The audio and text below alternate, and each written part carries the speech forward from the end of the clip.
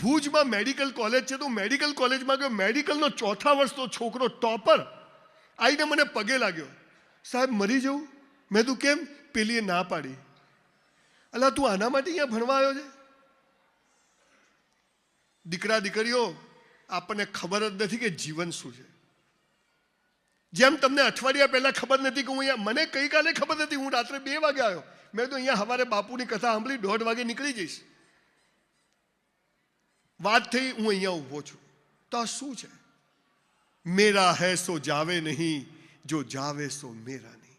આપણું ધાર્યું થાય તો આપણે ખુશ, આપણું ધાર્યું ના થાય તો ઈશ્વર ખુશ. દિવેલ પીધેલા ફરવાનો સવાલ જ નથી.